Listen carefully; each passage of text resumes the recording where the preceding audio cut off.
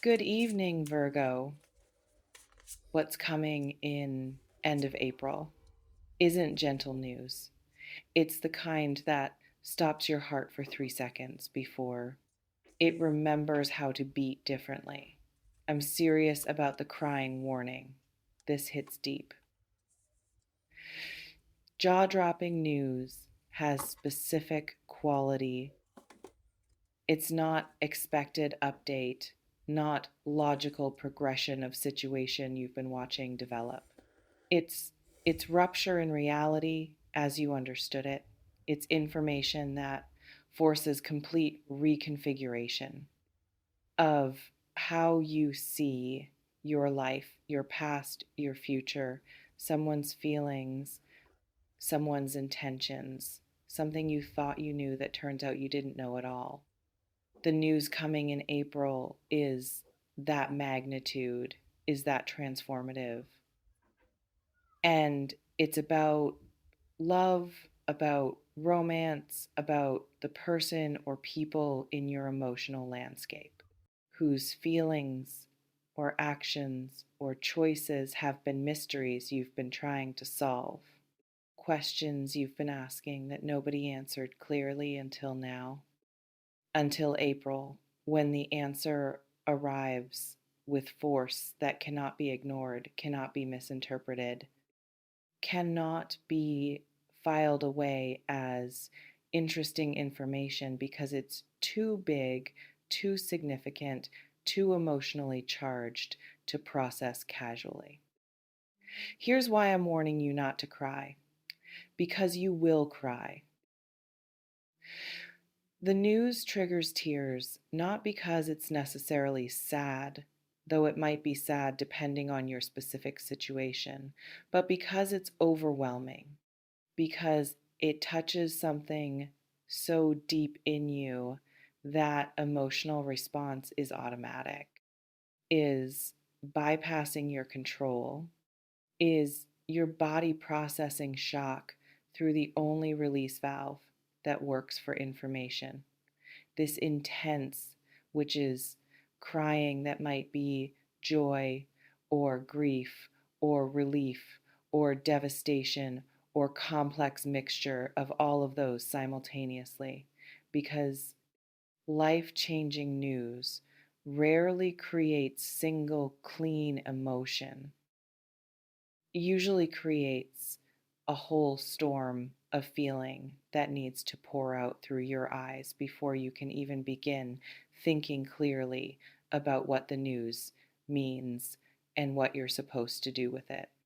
Let me prepare you for what's coming so the shock doesn't destroy you, so you can at least have framework for understanding when April delivers the news that changes everything.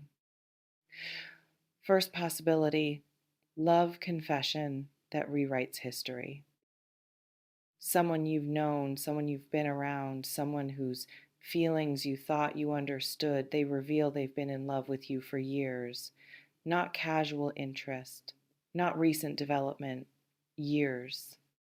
And the revelation doesn't come gently, comes in crisis, in confession, in moment where they can't hold it anymore and everything spills out. I've loved you since we met. Every relationship I've had was me trying to get over you. Every time I saw you with someone else, it destroyed me. I've been pretending to be your friend while dying inside, because friend was only role you'd let me have, and I took it because having you in any capacity was better than not having you at all. This confession is jaw-dropping because it retroactively changes every interaction you've ever had with them. Every conversation that felt casual wasn't casual to them. Every moment you thought was platonic was romantic from their perspective. Every time you talked about your relationships or your crushes or your heartbreaks, they were sitting there in love with you, witnessing you want other people, supporting you through pain other people caused, while their own pain about loving you unavailably was invisible to you because they hid it perfectly. You cry because suddenly your entire history with this person means something different than you thought it meant. You cry because you missed it. You cry because now you have to decide what to do with information that arrived years too late or exactly on time, depending on whether you want them back, whether their confession changes anything, whether knowing they loved you creates love in you or just creates guilt that you didn't see it, didn't feel it, didn't give them the chance they never asked for because asking felt too risky. Second possibility, betrayal that explains confusion. Someone you loved, someone you trusted, someone whose actions never fully made sense. You discover the truth about what was really happening, the affair you didn't know about, the lies that created the foundation you thought was solid, the manipulation that made you doubt your own perceptions because what they were saying didn't match what they were doing, and they convinced you the problem was your interpretation, not their deception. April brings proof, undeniable proof. Someone tells you, evidence surfaces, but the truth they've been hiding becomes public, becomes known, becomes thing. You can't unknow, even though part of you wishes you could unknow it, because knowing destroys the last piece of hope you were holding, that maybe you were wrong. Maybe they weren't that bad. Maybe reconciliation was possible. You cry because betrayal confirmed hurts differently than betrayal suspected. Suspicion leaves room for doubt, room for them being innocent, room for your paranoia being the problem rather than their behavior. Uh, Confirmation eliminates that room. Confirmation means you were right to be suspicious, right to feel something was off, right to not trust fully, even though they called you crazy for not trusting, even though they made you feel guilty for having doubts that turned out to be accurate reads of situation. They were actively lying about. You cry because now you have to grieve. You have to let go completely, have to accept that person you loved either never existed or existed but chose to betray you anyway, which somehow feels worse than them never being real in first place, because it means they knew you, knew your heart, knew what would hurt you, and did it anyway because their wants mattered more than your well being. Third possibility, unexpected reunion that seemed impossible. Person you thought was gone forever returns. Not casually, not with tentative, hey, how are you energy, with full force, with clear intention, with declaration that they made mistake, that losing you was a worst thing that ever happened to them, that they've spent every day since regretting how things ended and they're back to fix it, if fixing is still possible, if you're still available, if your heart hasn't closed completely to possibility of them. This return is jaw-dropping because you'd accepted their absence. You'd process the loss, you'd move through grief, into acceptance, into maybe even peace with how things turned out. You'd stopped waiting, stopped hoping, stopped checking your phone for message that never came. And then April brings them back, changed, grown, ready in ways they weren't ready before, brings them back with awareness of what they lost, with understanding of why they lost it, with commitment to being different, to doing better, to proving through actions, not just words, that this time isn't like last time, that they've actually done work, that makes reunion viable where it wasn't viable when they left. You cry because you'd given up.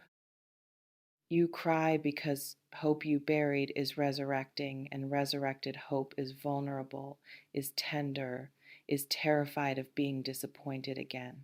You cry because you want to believe them and you're scared to believe them. You cry because having them back is what you wanted for so long, and now that it's happening, you don't know if you still want it or if you've changed too much during their absence to fit with them the way you used to fit. This reflection invites you to consider which possibility feels most likely for your situation, and how would each one affect you emotionally. Fourth possibility, pregnancy or proposal that accelerates timeline. Something happens in April that forces relationship decisions you weren't ready to make, that transforms casual into serious overnight, that takes seeing where this goes into we need to decide now what this is and what we're doing. Maybe it's pregnancy, unexpected, unplanned, creating choice point that demands clarity about commitment, about future, about whether you're building something together or whether this news is ending point rather than beginning point.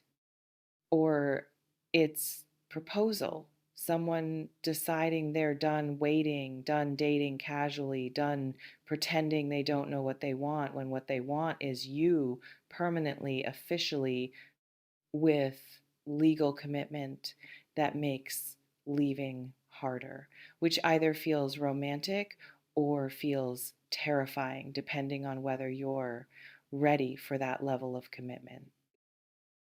You cry because timeline you imagined gets destroyed. You thought you had years to figure this out. You thought you could date casually indefinitely. You thought you could keep your options open while exploring this connection. But April says no, decision time is now. Clarity is required now. You can't keep drifting in comfortable ambiguity because situation demands definition, demands choice, demands you commit or leave. Fifth possibility, death or illness that recontextualizes everything. Someone you love, someone you are angry at, someone you were taking for granted because you assumed infinite time to resolve things. They're dying or they're dead, and suddenly all the petty shit doesn't matter. All the grudges feel stupid. All the time you wasted being proud instead of being present becomes regret you'll carry forever. Or it's you, health crisis that makes you realize you've been living wrong, prioritizing wrong things, staying in wrong relationship or avoiding right relationship because fear or convenience or inertia. And now mortality is making it clear that if you're going to live authentically, you need to start now because later might not exist. You cry because loss clarifies.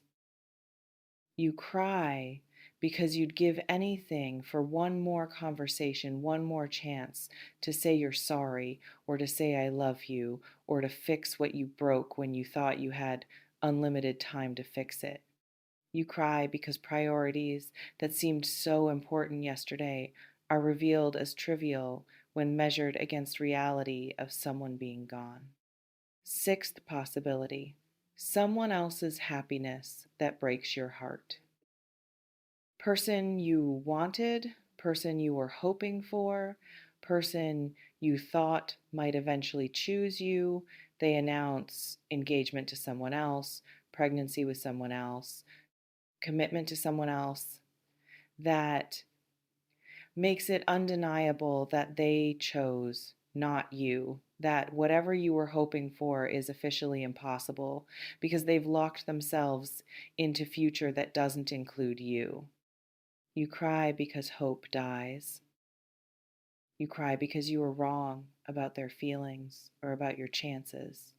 You cry because you have to let go of fantasy you've been holding, a version of your life where they were yours, of future you were imagining that included them, but they were imagining a different future that included someone else.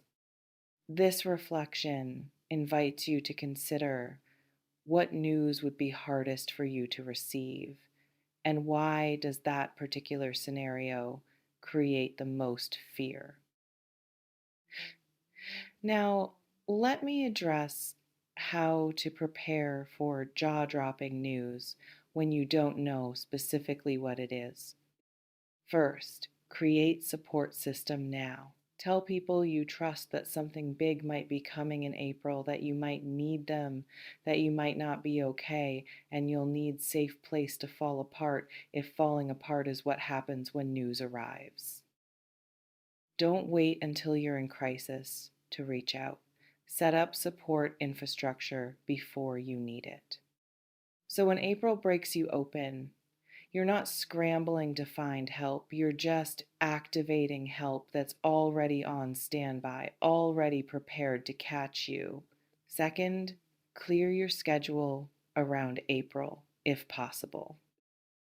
If you have control over your calendar, don't pack April with obligations, with performances, with situations that require you to be composed when composition might not be available because emotional earthquake has demolished your ability to maintain professional face or social face or any face except devastated face that needs privacy, that needs time, that needs space to process without witnesses. Third, practice feeling your feelings now. If you're someone who suppresses, who intellectualizes, who stays in head instead of dropping into body, practice crying now. Practice letting emotion move through you instead of bottling it, because jaw-dropping news creates emotions too big to bottle, creates flood that will come out one way or another, and letting it out through tears is healthier than letting it out through destruction, through numbing, through any of the other ways people handle overwhelming feeling when they haven't developed capacity to simply feel it and let it pass. Fourth, remember that jaw dropping doesn't always mean bad. Some of these possibilities are painful, some are devastating, but some are beautiful, some are answered prayers, some are miracles disguised as regular news that happens to change your entire trajectory toward something better than anything you were imagining. Don't assume worst. Don't brace only for bad news. Stay open to possibility that April brings revelation that makes you cry from joy, from relief, from gratitude, that finally, the thing you needed to know is known. The thing you needed to happen is happening. The person you needed to choose you is choosing you. This reflection invites you to consider, what support do you need to put in place now before April arrives with news that changes everything? April 2026 brings jaw-dropping news, brings information that transforms your understanding of your love life, your relationships, your past, your future, someone's feelings that you didn't know, or someone's actions that you're about to discover. The news makes you cry, not might, will, because it's that powerful, that significant, that emotionally charged. But you survive it, you process it, you integrate it, you let it break you open if breaking open is what happens, and then you let yourself come back together in new configuration that accounts for the truth you now know. Try not to cry is advice I'm giving knowing you'll cry anyway. So cry fully, cry without shame. Let the tears do their work of processing shock, of releasing emotion, of carrying out what can't stay in. And after crying, after the initial impact, after the jaw dropping moment passes into acceptance, you decide what to do with the news, how to respond, how to move forward, how to let this revelation change you, or how to refuse to let it change you, depending on whether change serves you. April is coming, the news is coming, your tears are coming, but you'll be okay eventually, after the crying, after the processing, after the integration. Stay strong through the breaking. You're stronger than you know.